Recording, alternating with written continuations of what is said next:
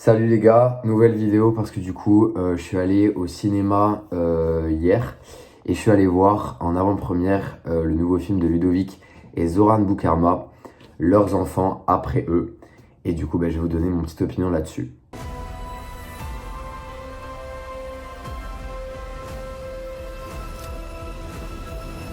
Tout d'abord je vais vous raconter un petit peu l'histoire du film. Donc en gros on suit le personnage d'Anthony qui est joué par Paul Kircher. Et donc du coup l'histoire, je précise, se passe durant les années 90. Et donc on suit en gros des adolescents. Et donc le personnage d'Anthony va tomber un peu amoureux d'une meuf qu'il a rencontrée durant l'été. Qui du coup s'appelle Stéphanie et qui est jouée par Angelina Warret. Et du coup elle va l'inviter lui et son pote à aller à une de leurs soirées. Le problème c'est que la soirée elle est un petit peu loin et ils peuvent pas y aller en vélo. Donc s'ils veulent y aller, ils sont obligés d'utiliser la moto du père d'Anthony, qui du coup est joué par Gilles Lelouch. Et donc même s'il hésitait énormément, il va la prendre, ils vont se rendre à cette soirée. Et le problème c'est que le lendemain matin, quand ils vont essayer de repartir, du coup il va s'apercevoir que la moto n'est plus là, qu'on leur a volé. Et ça va être un peu l'élément déclencheur de l'histoire. Et c'est vraiment à partir de là que le film va réellement commencer. Donc en gros, ce film, c'est quoi? C'est un peu... moi, en tout cas, ce que j'ai perçu du film, c'est que c'était une ode à la vie, en vrai de vrai. Que une quête de soi, des adolescents qui sont en recherche d'amour, en recherche de réponses. Ils veulent juste trouver leur place dans ce monde. Et ils essayent tant bien que mal. Alors ils réussissent ou ils échouent, mais dans tous les cas, ils essayent. J'ai trouvé ce film absolument magnifique. Les thématiques de l'amour, je trouve qu'elles ont été développées d'une manière vraiment brillantissime. L'alchimie entre les personnages d'Anthony et de Stéphanie, vraiment, je pense que c'est le plus gros point fort du film. C'est en tout cas moi ce que j'ai préféré, c'est le jeu entre Paul Kircher et Angelina Warret. Paul Kircher qu'on ne devrait plus présenter et je crois que beaucoup de gens encore ne le connaissent pas alors que c'est... Wesh. Il a joué dans Le Règne animal, évidemment aux côtés de Roman Duris et Adèle Exarchopoulos, pardon. Et c'était un film de ouf l'année dernière, film de malade. J'avais tellement aimé l'acting de Paul Kircher, c'était la première fois que je le voyais. Je sais qu'il a fait un film de Christophe Honoré, Le lycéen, il me semble qu'il s'appelle, le film. Mais je ne l'ai pas vu. Mais là, avec Le Règne animal déjà, je voulais le voir.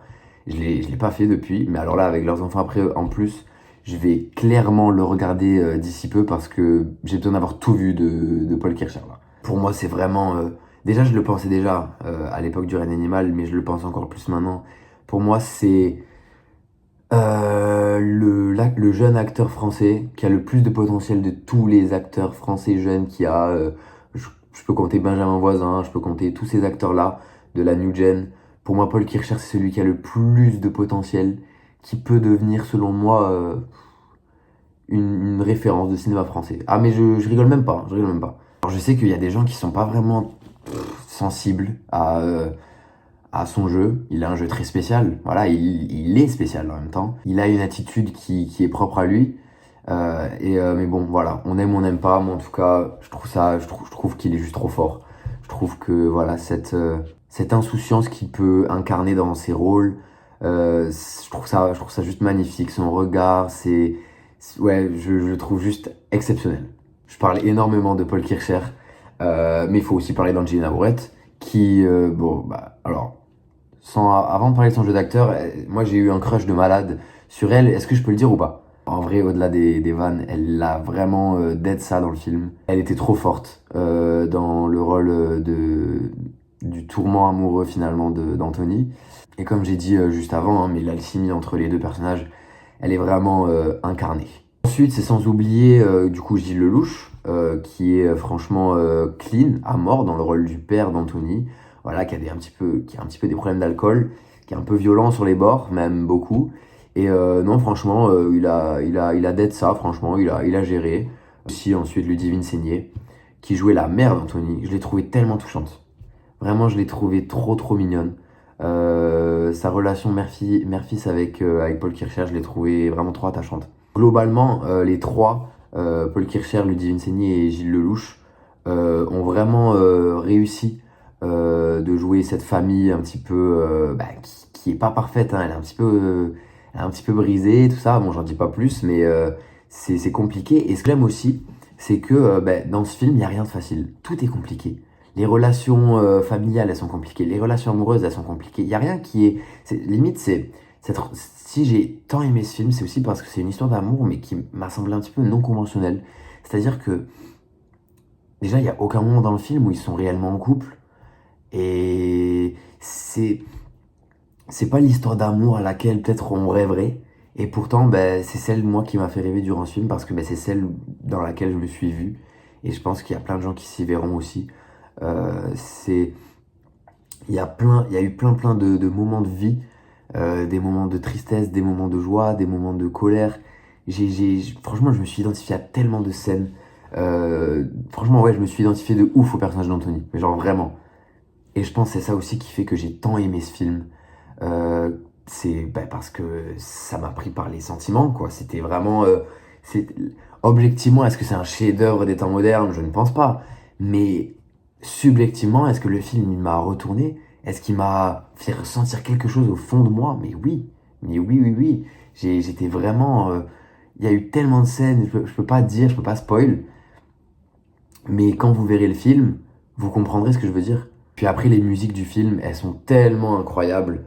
Alors là, si vous voulez pas savoir les musiques qu'il y a, skippez cette partie, je vais juste parler pendant genre une minute, même pas, des musiques qu'il y a, je suis obligé d'en parler parce que c'est ça aussi qui m'a fait autant aimer le film, c'est le choix des chansons. Il y a eu du Johnny que je t'aime, il y a eu Dream On, la chanson de... J'ai oublié le groupe, mais la chanson de Dream On, incroyable. C'est une chanson de Francis Cabrel que je ne connaissais pas et que depuis que j'ai vu le film, je fais que l'écouter. Samedi soir sur la Terre. Voilà. Si vous la connaissez pas et que vous l'avez connue grâce au film, je pense que vous l'avez kiffé aussi. Enfin, en tout cas, moi je l'ai adoré. Donc voilà.